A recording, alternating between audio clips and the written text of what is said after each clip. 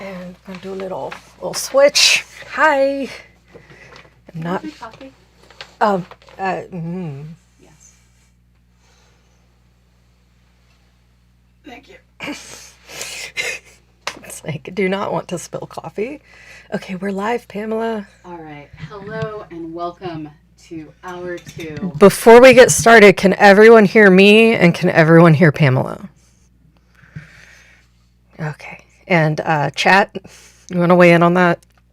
Need to make sure since we tend to mute. Said yes. Okay, awesome. Hello, everyone, and welcome to Hour 2 of the CosmoQuest Hangoutathon 2025.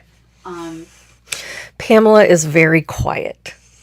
I will eat my microphone. Yeah, your levels are coming in really quiet. Do you have... Are we on the wrong mic? Maybe.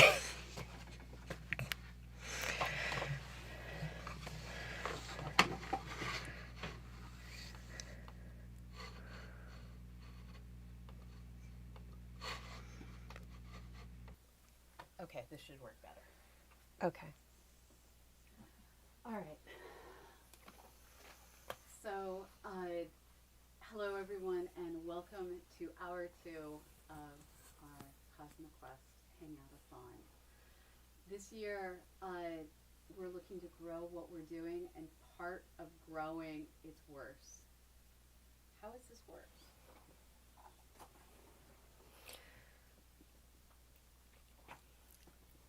Check in the pocket of my hoodie.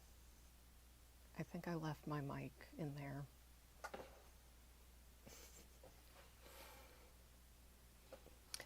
This is just, how we roll. It wouldn't be CosmoQuest without the occasional audio difficulties. It's like we do all of our sound checks. And Testing. This one's not. 4 of 6. It's muted. Okay, does this work? Are you seeing better audio bars, Allie? say something again? Hello. Yes. Yes. All right. Okay. All right. Someone update the mute count in Nightbot. I'm going to have fun figuring out where to start this video in YouTube. Hello, everyone, and welcome to Hour 2 of CosmoQuest Hangoutathon. We are doing a low-key hangout, learn what we're doing, talk to you, work on a Patreon pledge drive. We are trying to get the number of pledges up in Patreon. If everyone in our community gave $5 a month, less than the cost of my beloved peppermint mocha in a size small, if you gave that, we would be done. We'd be fine. I know not everyone will, but if we can get just 20% of the community doing that, it will get us up to that $2,500 per month. At that level, we can pay all of our baseline costs, and we can go to the Artemis 2 launch. Every time that number goes up, it allows us to do more. And the thing that we're looking forward to doing with the Patreon charity money is bringing back our education programming. And the next step after that is starting to go to science fiction fantasy conventions, doing professional outreach, doing a mentor network. And as we grow, this is more than Allie, Eric, and I can do. It's more than Aviva and Rich can help with.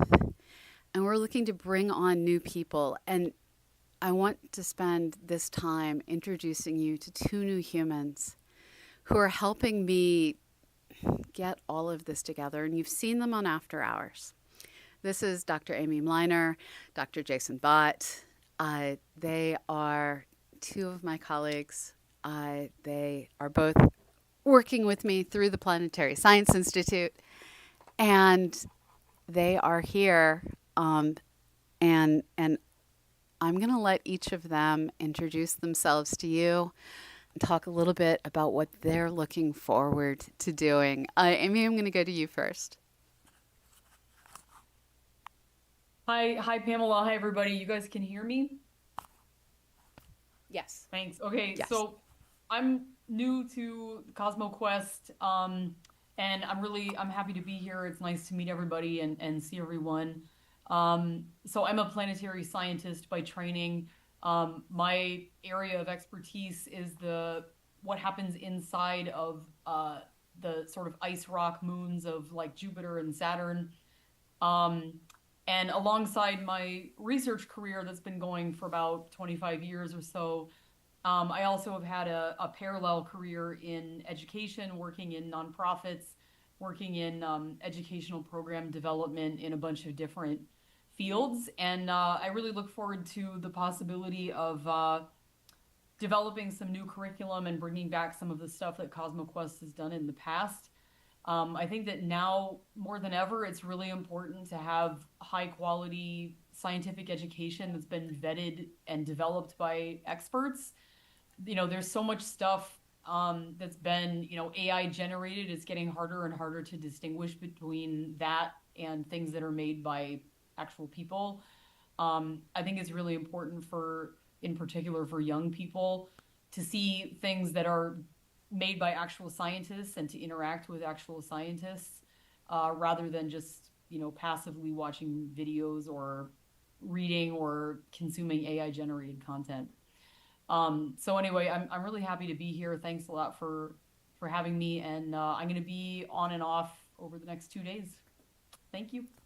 You are awesome. So I have to say, the woman who's been with me side by side for a gazillion years with CosmoQuest, entirely behind the scenes, Sandlin Buxner, you've heard me mention her many, many times. She just hasn't been available this semester. There's some stuff going on. She'll be back. And having Amy step in was just sort of like, oh my goodness, there's another adult in the room. And Jason, you're totally adult, but like the I lost my work spouse, and Amy, you're not my work spouse. You're wonderful. But it was just this breath of fresh air to know there was another human that knew the bureaucracy at PSI, that knew the budgeting, the paperwork, the how to get stuff done. Just knowing you were there has been a huge help. Um, Now, Jason, you're new. You do not know all the budgetary paperwork at PSI yet. You will probably have the misfortune of learning it. And I'm grateful for that. And what you've been there to do is you have been part of so many nonprofits, and you helped design the milestones, the goals, the stuff that we're aiming for.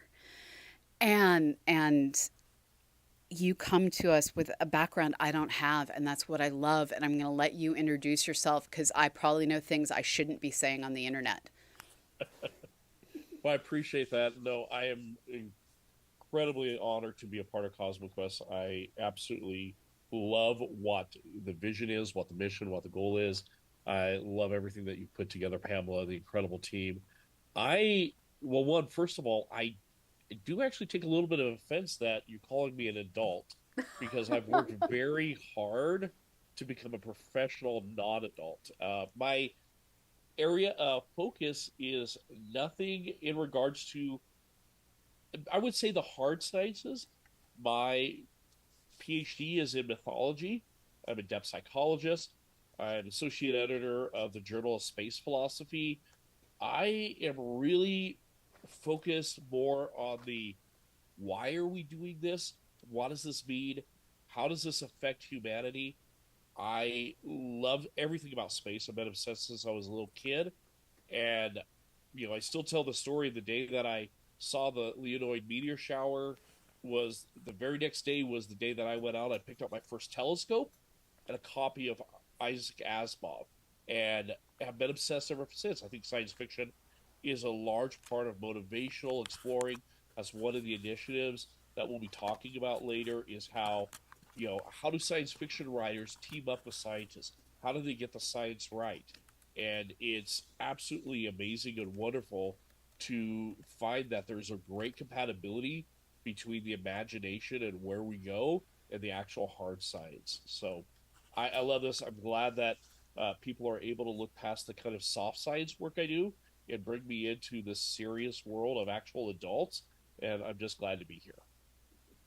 So I just gave Allie a so like I'm an astrophysicist by training. Amy is a planetary scientist by training, and the rest of the team just keeps the rest of us on track. Allie. I am just excited to have another person with a connection to the humanities on board, because I have my degree. Unfortunately, I did not go to grad school. My BA is in comparative literary studies, specifically like focusing on book to screen adaptation, and I am just also a huge space nerd, and my mic is off. Oh.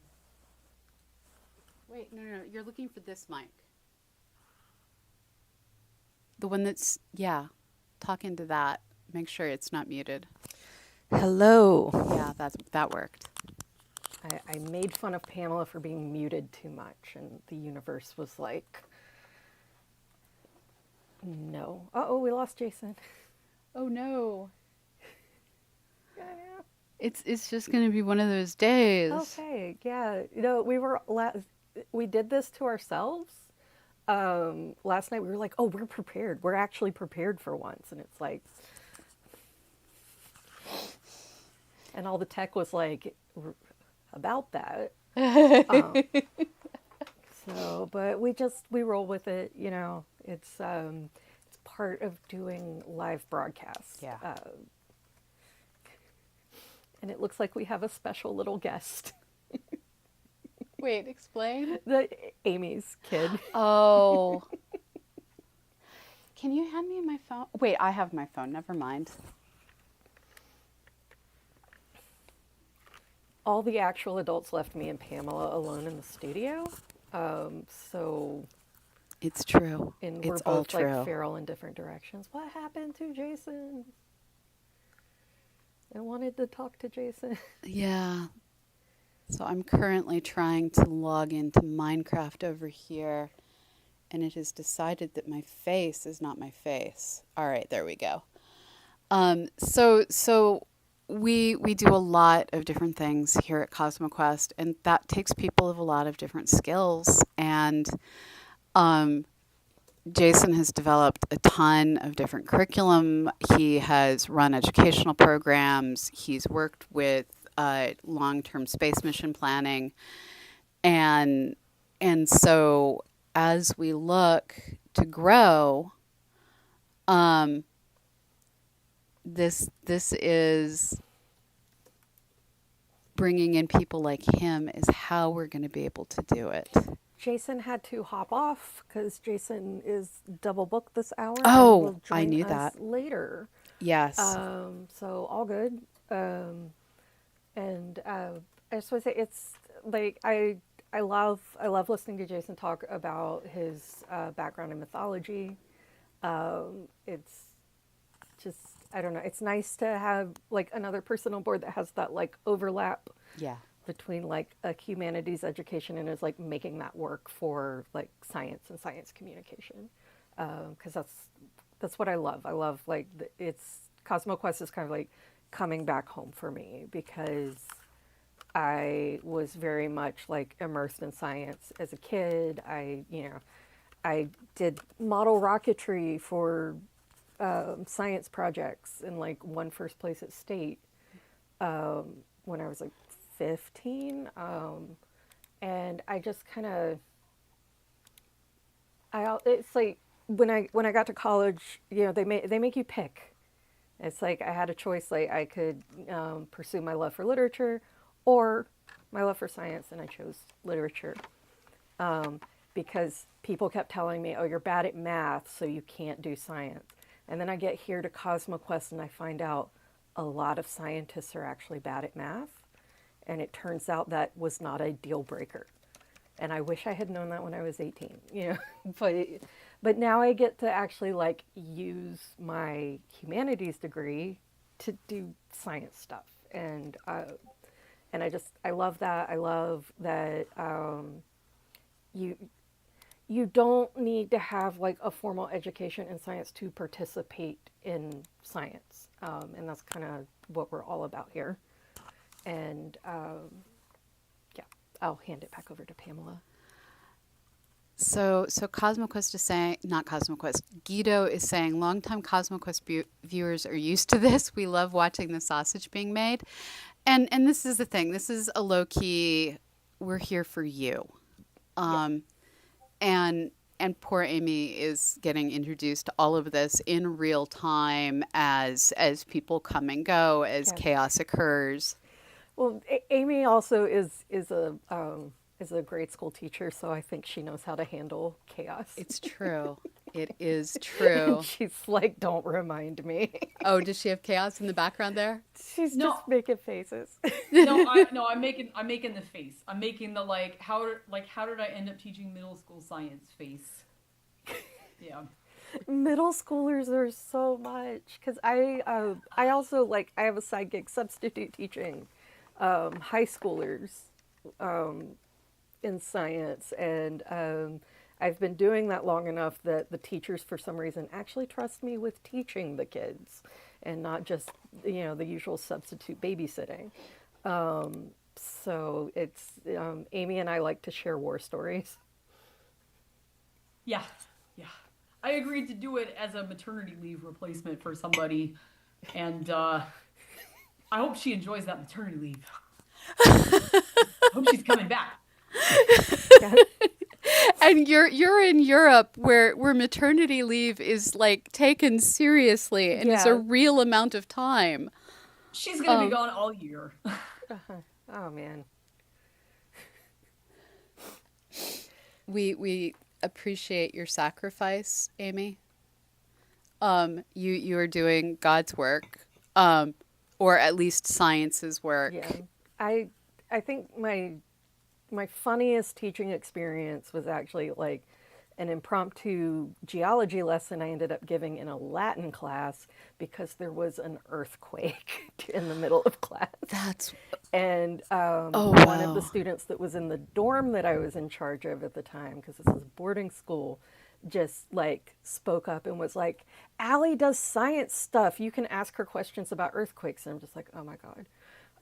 Luckily, Pamela had just done the whole really cool Oreo fault line thing on our show, and so I remembered that, and I really wish I'd had some Oreos, but we got to have a little impromptu lesson about how earthquakes happen and how fault lines work, and it was a lot of fun. But yeah, I was teaching a Latin class. We were working on conjugations, kids chanting Latin, and an earthquake happened. So it was just kind of funny. And what I love is the randomness that comes to a lot of the education we do, because we are people that you don't go into science to get rich, at least not into astronomy or planetary science, unless you work for a commercial asteroid miner and have VC money. And so I met Allie at Balticon. Yes, at Balticon, at a room party hosted by PG Holyfield. May his memory be a blessing.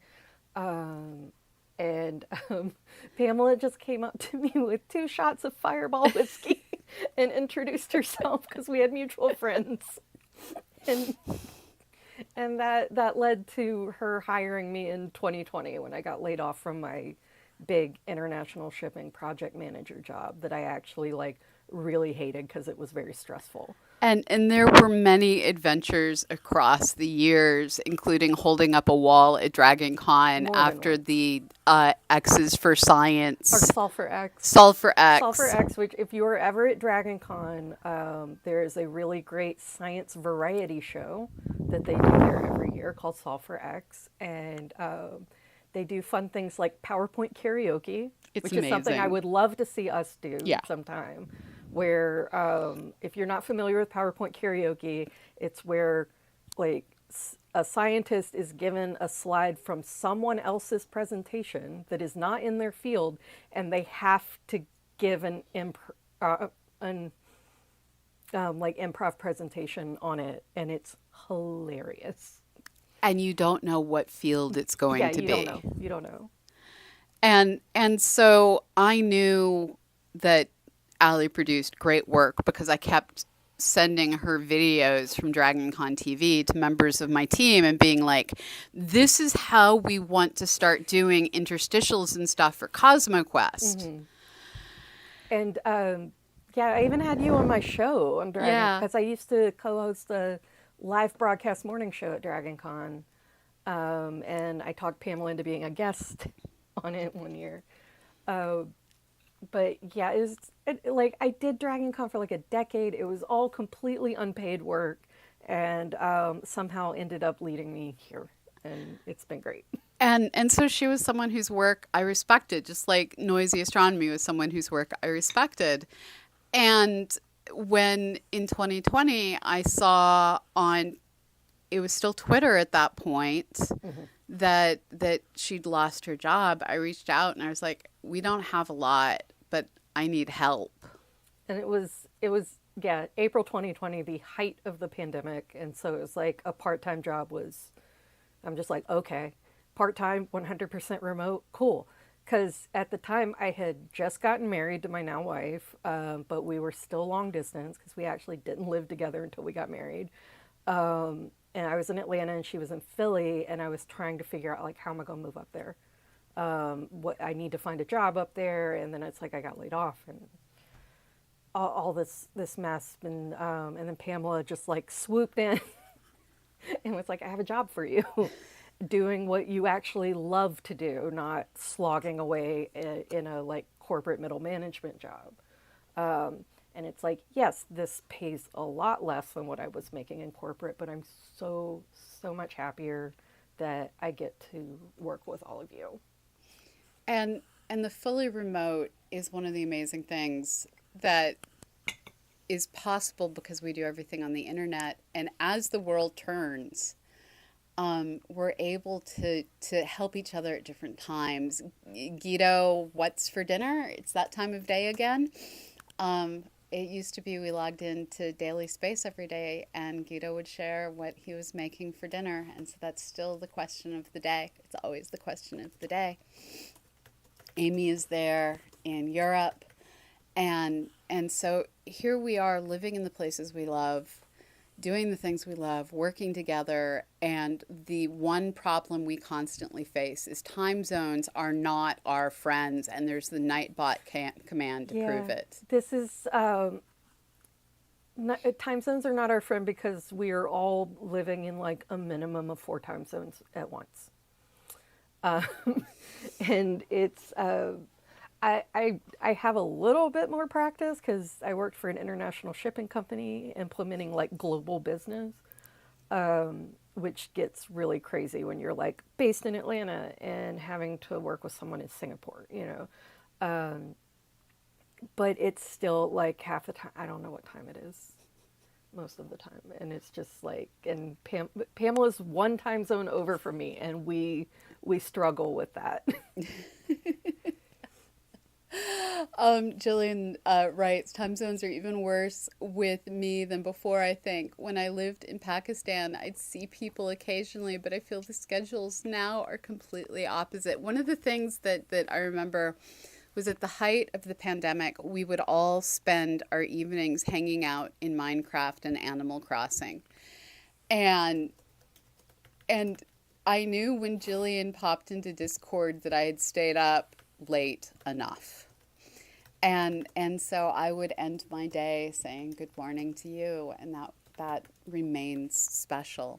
And this year has been really hard for everyone in the CosmoQuest community, including the newbies we're pulling in. Amy, Jason, you joined in this year's 2025 curse. I am sorry. You always bring new people on during like... No, look, it doesn't matter because like everything is cursed.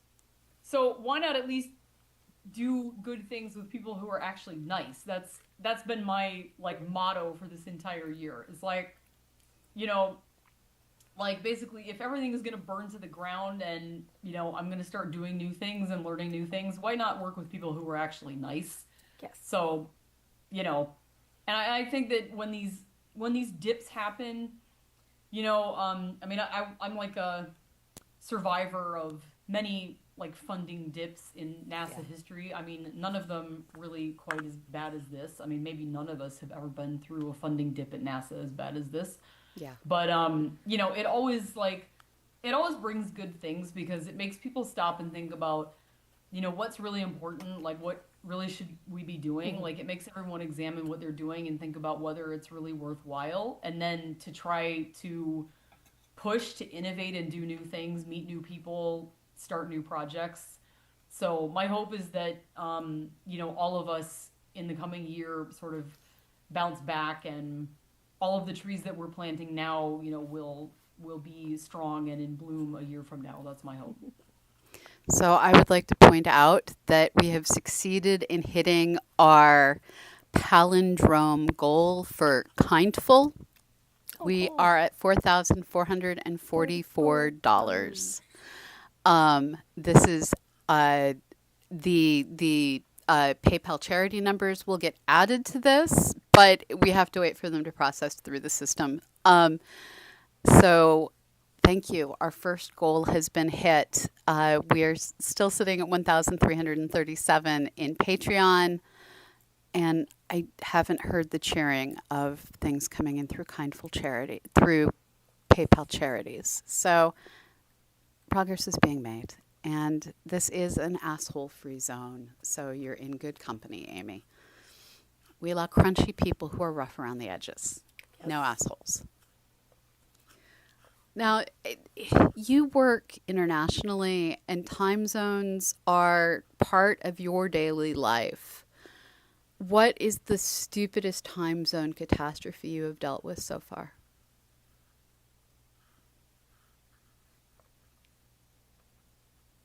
Oh, we lost Amy. There. I would say,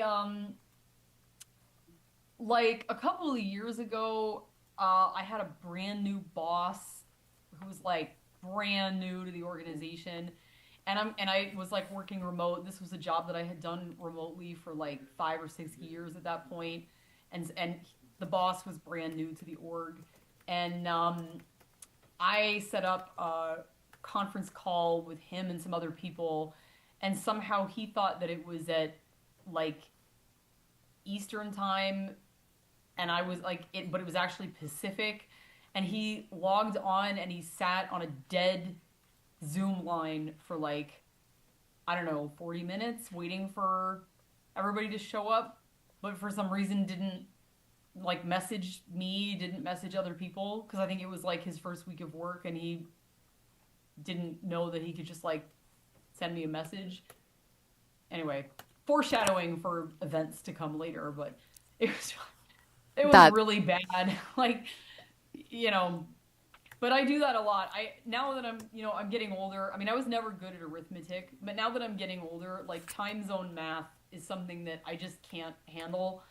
And so I try to let, you know, Google, or like I'm burning up all kinds of, you know, carbon on ChatGPT, asking it to do time zone conversions for me, because I just don't trust myself to do it in my head anymore. So timeanddate.com is your friend and is kinder to the environment. I know. The one thing that does me good is I live on the 90th meridian, and I know London is on the 0th meridian, so I know because of geometry I am 6 hours off of London. And so you'll often hear within CosmoQuest that it is at this time in Boston, because I'm from Boston, this time in Vancouver, because that's where Fraser is, and then a given time in London, because I know London is 6 hours ahead of me. And so that's just what my brain can handle. See, that's good. That's a good tie point for me, because I'm an hour ahead of London. So that I can add 1 to a number. That's about my limit at this point. And what is amazing about what we're planning, and we're going to talk about this more in other hours, is as we start to bring back our educational content, we're going to be developing it online. We're all in different places. I'm here in Edwardsville. You're in Europe. We have Jason, who's in the Rocky Mountain area. And I haven't actually met either of you in person, and that's fine. I can't tell you how many times with CosmoQuest, the first time I've met someone face to face, they were at my front door having come out for an amazing activity here in Edwardsville. Keeper of Maps was the first time I met him. He was coming into my kitchen, and an unknown argument over whether or not French toast should have cinnamon was about to occur between him and Adventure Addict, who was also in my kitchen. And so this is the glorious thing about working online, is we're able to build these things. And we're now looking at, because we're distributed, we can start sharing educational materials to a larger fraction of the world because we're distributed working together, and that's kind of amazing.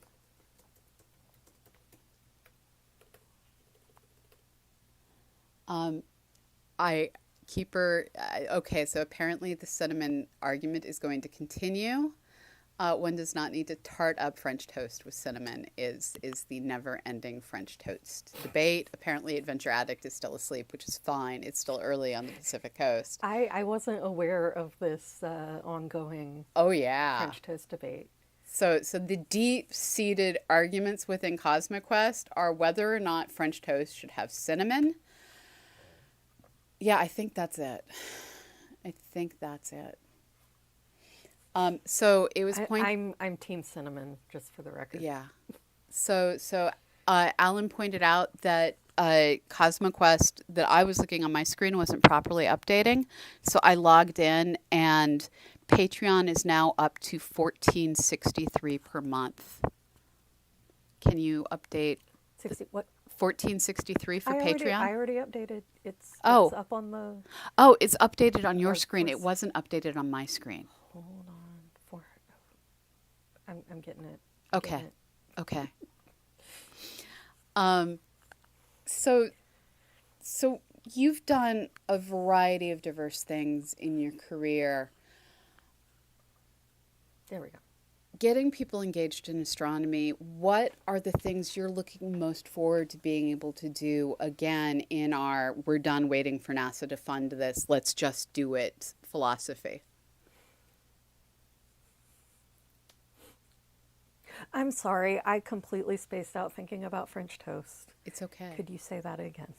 So to Amy and Allie, now that we're done waiting for NASA to fund things and just figuring out how to fund them ourselves, what are the things you are most looking forward to creating for people to learn?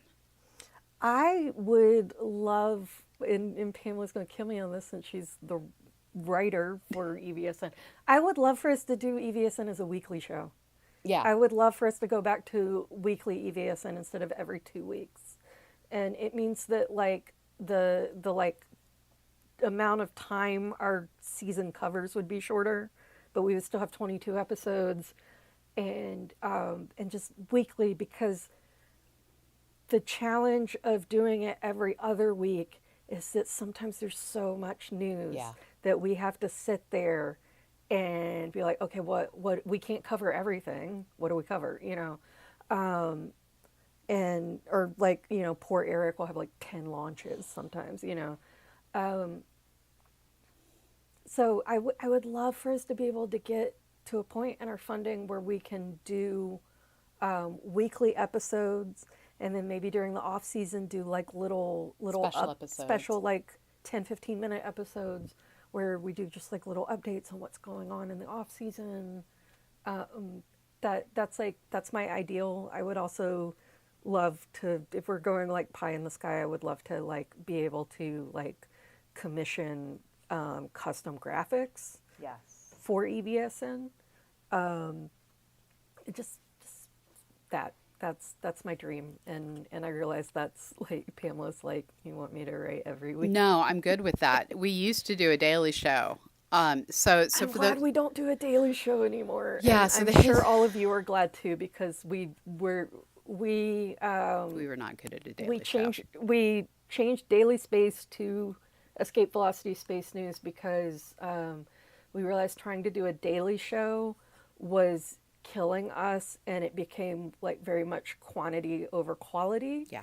And I will be honest, like I go back and watch some of that sometimes, and I'm just like, oh no. Like the production values are bad. And that's just because we were like working at such a fast pace that we didn't have time to really, focus and like give everything the attention it deserved. And so when we went to like a weekly show or an every other week show, like now we can actually take our time and make a really, really good product for all of you. Yeah, the Daily Space fully produced show was the most random thing to have ever occurred. So the history on that was when we had our offices in downtown Edwardsville, and it was me and it was Matt Richardson down in Nashville, and we had Andreas in the office with me. And we were trying to get people engaged in doing our citizen science projects, and not all citizen science projects are super interesting. So we were like, come learn while you're mapping. And so we were doing a lunchtime stream where we were talking about whatever, completely off the cuff, no big deal. And then we started doing it a little bit fancier, but it was still very much we're just taking advantage of what's going on, doing a live show, not high production values. The idea was to just keep people up to date with what was going on. And then I got a phone call from Now Media TV's network owner, like not station, but network president, who I knew from the early days of podcasting. And he was like, we would like you to do a TV show for us. Now, the thing is, we're produced under Creative Commons, so they can just like scoop our content off the internet and not pay us. And he's like, we'll work to find advertisers, we'll work to make this work. And no money ever came from it, unfortunately, because it turned out that advertisers didn't want to advertise during the clearly not-for-profit science show. And so we were working our butts off producing a TV show that aired 4 days a week, and we tried really hard to make it work, hoping the advertisers would come, and the advertisers never came. And I hit the point of, and we are done now. Mm-hmm. And that's when EVSN was born. Yes, because good Lord, I think we were all so burned yeah. so yeah. burned out. Don't do a daily news show unless you have the budget for it. And the staff. There were 4 of us doing it. The funny thing is, it's like, because I engineer audio, I edit video, I do all the graphics, I do a lot of the social media, and like I do all of these things that if you were on like Wait, hold on. Something just happened on Patreon. Something just happened on Patreon? Yes. Oh, okay.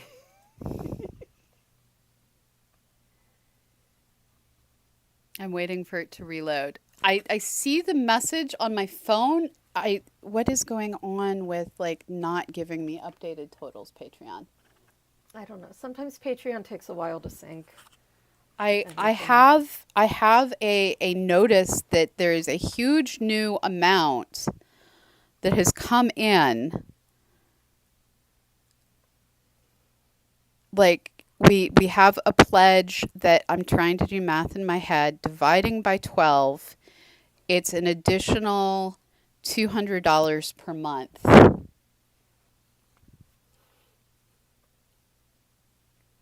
That and something's we will announce it when it comes through. Yeah.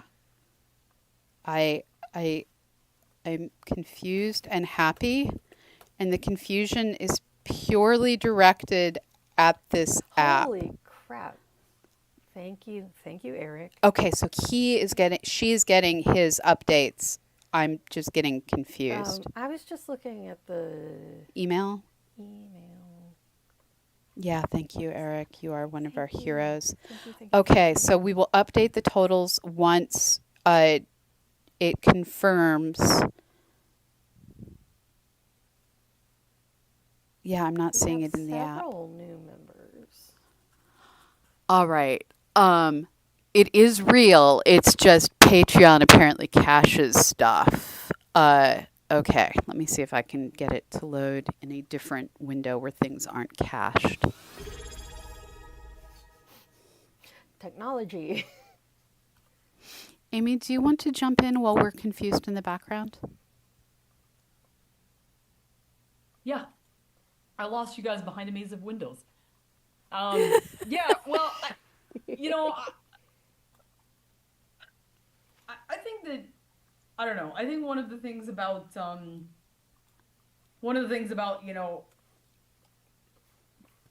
repeatedly being denied funding from NASA. I'm reminded of one of my favorite memes. It's like I want to say that it's like Pedro Pascal and he's drinking a glass of water and it says underneath it, it says like it's so great to finally lose your mind.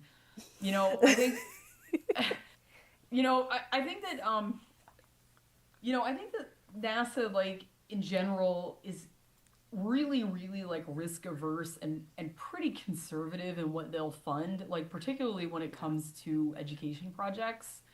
Like they really have like a like pretty narrow vision of what they're looking for.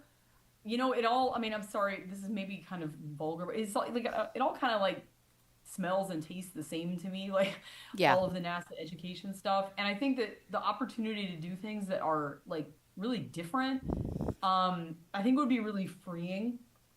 One thing that I would look forward to doing is the opportunity to create sort of like content that's more like deep dives for students and for adults alike. I think that depth is something that's really important for education, certainly now than much more so now than it was, say, 3 or 4 years ago. The opportunity to learn about one topic like really in depth from someone who is really an expert in that, I think is interesting, and I think that people will enjoy it. So that's something that I look forward to doing. My pie in the sky thing, given millions of dollars, would be to if Jason, I don't know if Jason is on here and he can hear this, but I mean, in addition to reconstituting Space Camp for other constituencies, which is I have to point out, all three of us, everyone's dream.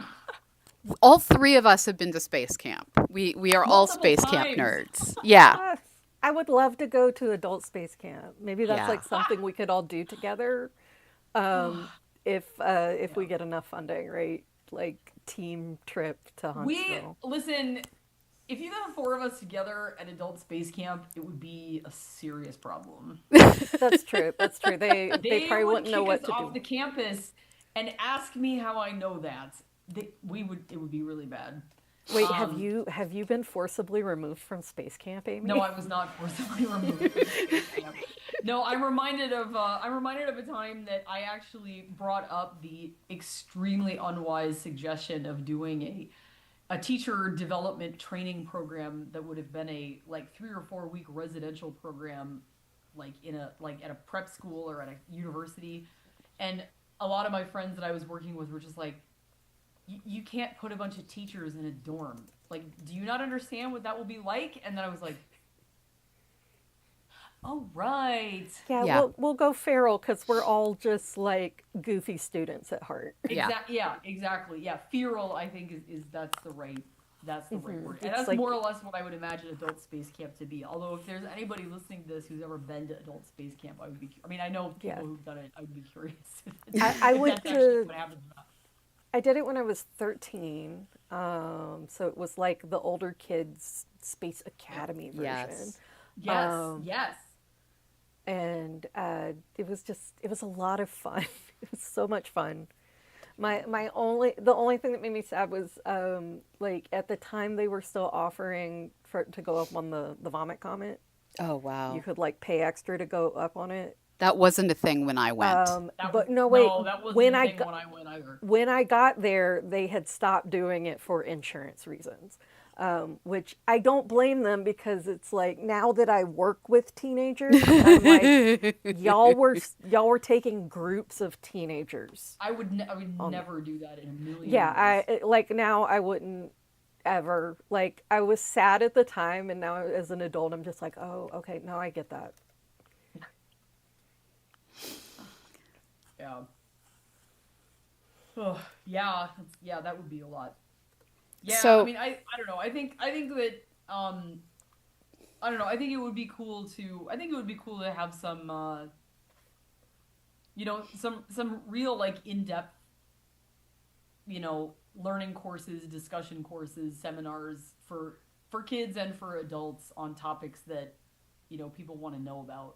I mean, I like taught seminars on extrasolar planets when that kind of research was sort of just getting going, like when planetary geology was like starting to become like a thing in extrasolar planets. And that was really fun because everything that we talked about was like right on the cutting edge of what was being done in research. And I remember the students asking me like, well, like, isn't there a textbook for this class? And I was like, no, you're gonna write the textbook, right? Because there's no textbook. And so at the end of the class, we had everybody write like a summary of what they discussed, and then at the end of the semester, I compiled everything and then I stapled it all together. I was like, well, here's your textbook, because everything was so new. And I think I don't know, I think people, that's the kind of stuff that I would really like to do, and that's the kind of thing that in general, like, NASA would never fund that. They would be like, well, you're not impacting enough people, and it's like too technical, it's too in depth, like we can't, they don't have the money to support things like that. They need to, they need to fund projects that reach 100,000 kids and can be downloaded off the internet, and it's just a different audience.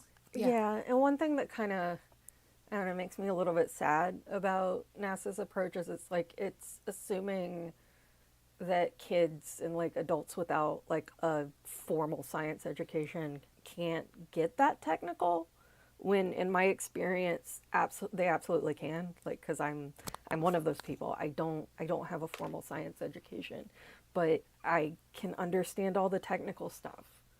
And I can, it's like, I love getting in depth like that. And I find that like a lot of other people that are kind of in like the same position as me, also like love really like digging into the science.